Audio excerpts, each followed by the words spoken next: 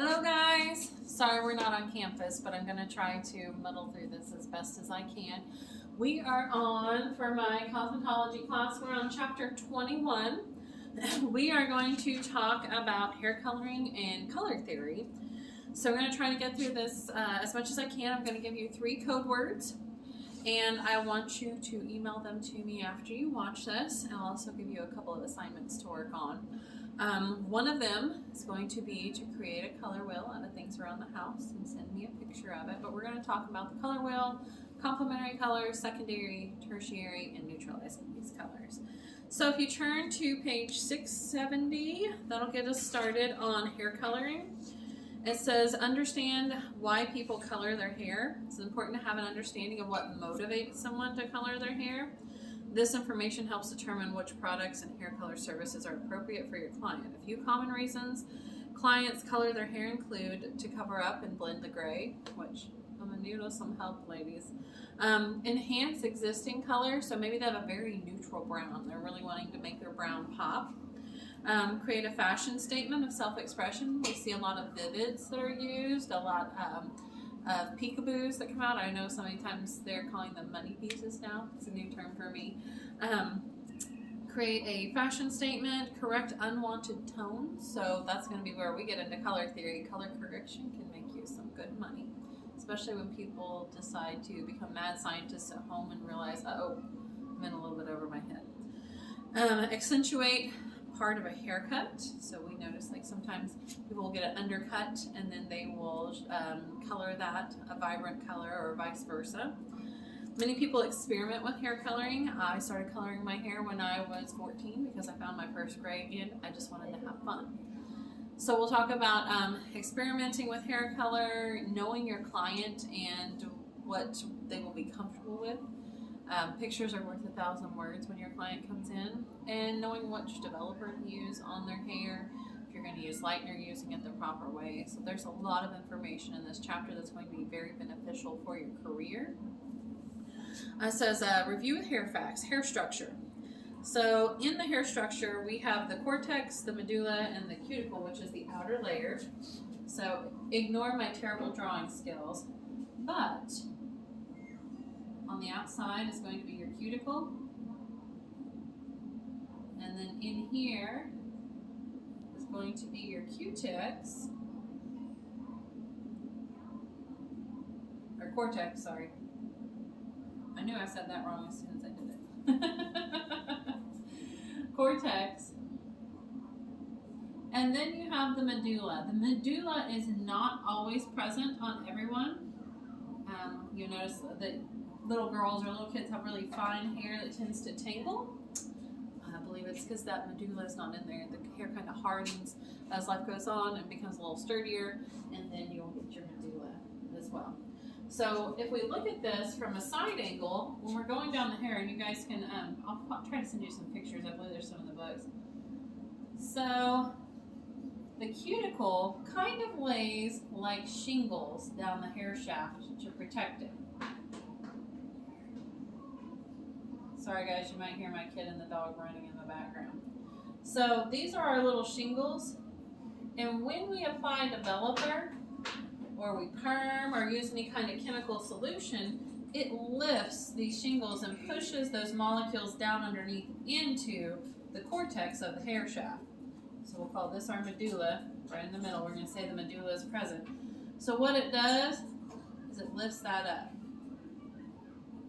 so that can penetrate into the hair shaft. So we're going to push those molecules in to the cortex at that point. So what we do when we do that, we do not want to lift these up any more than we have to. We don't want to take our shingles and raise them up at a 90 degree, just for example. We want to slightly lift them just enough so we can push that color molecule into the hair shaft, and then the cuticle will relax and lay back down. So that's why we got to be careful when we're using different developers and different products. If you're using a lightener, you're going to lift that cuticle more because you're going to use a higher volume developer to strip that color out. Another important thing to note is red color molecules are the largest color molecule there is. So reds tend to fall out of the hair faster, or they don't penetrate all the way in to the cortex of the hair shaft. So if you have a lot of redheads who are telling you, my color faded really fast, that's why. It's the largest color molecule. It's harder to push into there, and it's harder to get to stay in there. Another thing that you will inevitably come across, and it's funny, is you will get someone who calls you and says, your color doesn't work. It doesn't work. I want my money back. And they will truly believe this. You'll have to explain it to them. When you ask them, well, what happened? They'll say, well, you could say, well, it's been 3 months since we colored you. And of course, their ends have faded by this point. They need to be freshened up. And they'll say, I have an inch at the root of my hair that has no color on it. So you will have to explain to them that the new growth does not have color on it when it comes out of the head. Not everyone doesn't realize that, and you'll have to do it in a tactful way because they genuinely don't understand. This is why we're gaining this knowledge, so we can relay the information to them that is new growth. We'll have to touch it up. We'll have to color it. So when they're in your chair and you're saying, you know, here we go, how do you like your color? What's important to rebook at that point? And you can tell them, okay, so in about a month to a month and a half, we're going to need to touch up your roots as your new growth grows out. What is a good day for you? I'm going to go ahead and put you on the schedule now. So you're already planting that seed so they know that it's going to grow out. They're going to need new color. But also, you're rebooking and pre-booking your client. So they're going to come back and see you in 4 to 6 weeks as well. So that's perpetual business that you have coming back to you. Okay, so review hair facts. We've talked about the structure of the hair. So your first word, code word that you're going to have to send me is medulla. So write that down. It's important. There'll be 3 code words that you'll send me, so I know that you watched the video. So the first one is medulla. And in the upper right hand corner it says, did you know? These are always important to read. It says, hair color is a word professional industry coined term to artificial hair color products and services. Hair color, 2 words, refers to the natural color of hair. So 1 word is referring to artificial colors. 2 words is referring to the natural color of the hair. For example, you might say of a client, Mrs. Bailey's natural hair color is brown. The hair color I'm giving her is auburn. So it's putting that little gap in there. Okay, we're going to go on to page 672. Okay, so we're going to talk about texture. So texture a lot of times is going to refer to how compact that cuticle layer is down on the hair. It also refers to your curl or your wave pattern. I have probably a medium textured hair. There's tighter textures, looser textures. There's lots of variations. We're also going to talk about porosity. Porosity is important for you to know. So you will learn a lot of things by touch and by touching different people's hair. But if you've ever noticed, if you've done a lot of damage to your hair and you go and you get it wet and it just feels so nice and so much better when it's wet than when it's dry, it feels really brittle. That's because your porosity is increased to the point your hair is like a sponge when it's wet. It's soaking up all of that water because it's so porous, which in actuality means it's more fragile. So that's what we're going to delve into with porosity. So texture. Hair texture is the diameter of the actual hair strand, large, medium, and small in diameter. Hair strands translate into coarse, medium, and fine hair textures respectively. Melanin is distributed differently according to texture. So melanin is going to be what gives your hair its color and pigmentation, as well as your skin. We have pheomelanin and we have eumelanin. So our pheomelanin is going to give us our warm or red undertones. And the way I always remember this is the pheo reminds me of Phoebe, which I just associate with, let me move this over, associate with a redhead for some reason. I just feel like Phoebe should be a redhead. So I always associate pheomelanin with red, and eumelanin just being the opposite, eumelanin. I think I spelled that wrong. Sorry, eumelanin is going to be our dark black, or our neutral tones. So we know that texture is determined by the hair strand diameter, large, medium, and small. So mine is going to be medium. Eumelanin is distributed differently according to texture. The melanin granules in fine hair are grouped more tightly, so the hair takes color faster and can look darker. So if you have someone come in who has really fine, thin hair, or we'll get into thick, but if they have fine hair, they can have thick, fine hair as well. Their color is going to grab faster because the melanin is closer compacted into the cuticle of the hair shaft. Medium textured hair has an average reaction to hair color, so mine takes about 30 to 40 minutes to process. Someone who has a finer hair texture, they might only take 20 to 30 minutes to process. It's something you might have to keep an eye on. We did learn something interesting when the state inspector was here for the school, that if you take an aspirin prior to your hair color being applied, that it will increase or speed up your process time. So I'm going to try that out. Coarse textured hair has a larger diameter and the loosely grouped melanin granules, so it can take longer to process. So you're going to want to process them for the full amount of time it states on the color product you're using. The nice thing about color is it does eventually stop processing, so it's not going to be as dangerous as if you're using a lightener on them. If you're using lightener on someone, you want to watch that because everyone's hair pulls differently, especially with different levels of porosity as well. So make sure that you're keeping an eye on the lightener, checking them periodically.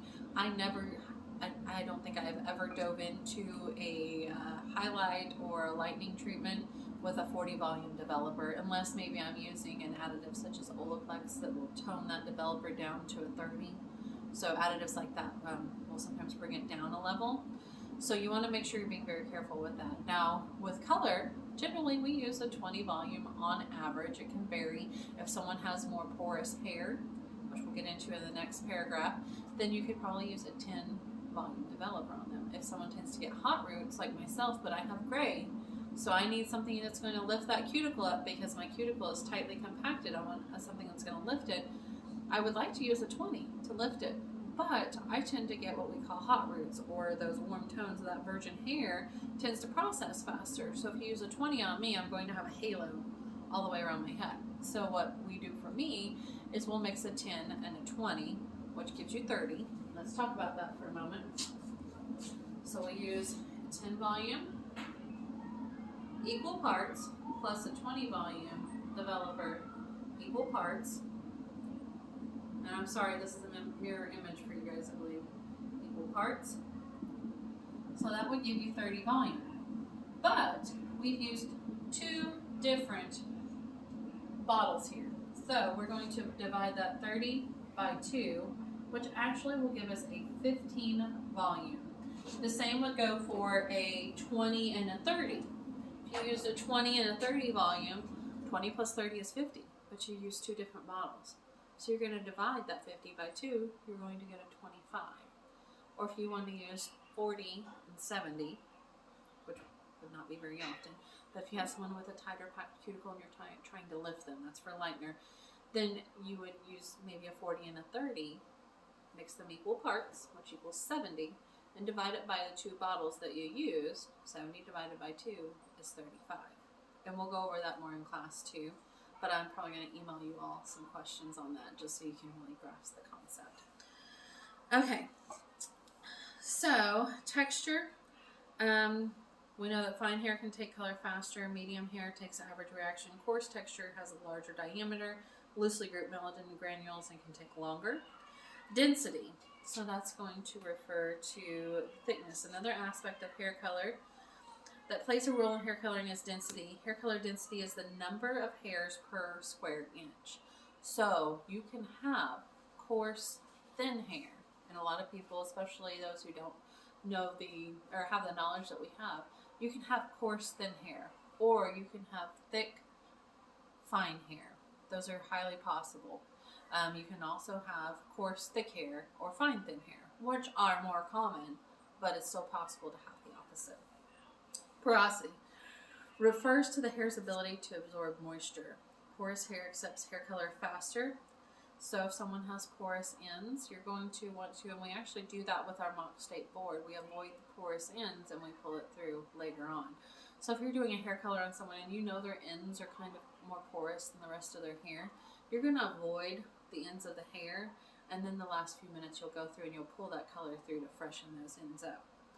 It can result in a, let's see, a hair color application on porous hair can result in a cooler tone than application on less porous hair. Degrees of porosity are described below. Low porosity, the cuticle is tight. So that means that cuticle, those little shingles, they're sucked in there tight, which means the hair is resistant and difficult for moisture and chemicals to penetrate. So a lot of times when that cuticle is real tight, you'll see a lot of shine, but it also can be dry because it can absorb moisture as well. Thus, it requires longer processing time. Average porosity, I would say is probably about where I'm at. The cuticle is slightly raised because I color my hair every 3, 4, 5 weeks, so it's slightly raised. So moisture can get into there as well. And the hair is normal to average processing time. High porosity, the cuticle is lifted, so they've done some damage to their cuticle. And the hair is overly porous and takes color quickly. Color also tends to fade quickly, so those color molecules are falling out. So even if it's not red, if they have a very porous hair and they come into you and maybe they're trying to combat green tones, so you're putting a warm tone on it, you might let them know, okay, the ends of your hair are very porous.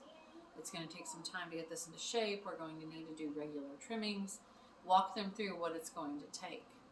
Because if not, they're going to be upset with you in about 3 weeks when that color, that tone that you put on there is no longer there. It's gone. So explain to them their hair is very porous on the ends.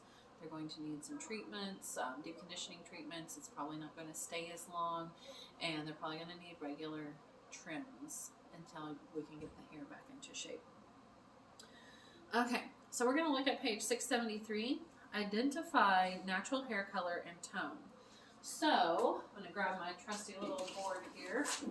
We're going to talk about the levels of darkness. So, with hair color, there are different levels of darkness. One being the darkest black, and this has a level 12 on there. Generally, you never see a level 12. Some color lines are going to it. It's really not a color, it's more of just a tonal change. So, I'm going to take that off there. But this will give you an idea. So, if someone is a level 1, generally neutral, those colors will be neutral, they're going to be in this realm down here. Now, if they are level 10, they're going to be relatively light. I tend to run in the range of about a 6 to a 7, depending on the time of year and what color I put on my hair. So remember, 1 is the darkest, 10 is the lightest. Let's see if I have some more handy diagrams here for you guys. My assistant is coming in, I think, to interrupt me. That'd be better. Okay, so we're going to come back to the color wheel. We'll talk about some color cancellation here in a little bit. I think that's the only diagram that we had. Okay, so natural hair color, underlying exposed pigment. This is very, very important because you're going to have someone who comes in this range that wants to get here. You can't do that in one session unless they don't mind if their hair melts off. So make sure that and tell them, I would love to get you there. I won't be able to do it today. I do not want to compromise the integrity of your hair. If we were to do that much, it would highly damage your hair. So you'll see the memes sometimes on Facebook where it says if you want to be here, but you're presently here, you have to stop here. So you'll notice the underlying pigments on these different levels. So if we're in a level 1, where our underlying pigment is black, very neutral. Level 2 and 3 goes from brown to red. Level 5 is a red gold. 6 and 7, underlying pigment is going to be gold. So you're going to have to neutralize those if they're wanting to avoid any gold tones. And once we get to the color wheel, we will note that on the color wheel, the color opposite of gold, or yellow, as we would call it, would be purple. So we would use a violet to help cancel out these gold tones. You'll see a lot of blondes who use a purple shampoo to cancel out these yellows. So pull this over a little bit. So it goes black, brown, red, red, red. And honestly, you'll see a lot of red pigment once you get up into the 6, 7. Then you'll go into more your golds and yellows, and 10 is a pale yellow. So you might have to neutralize this. All right.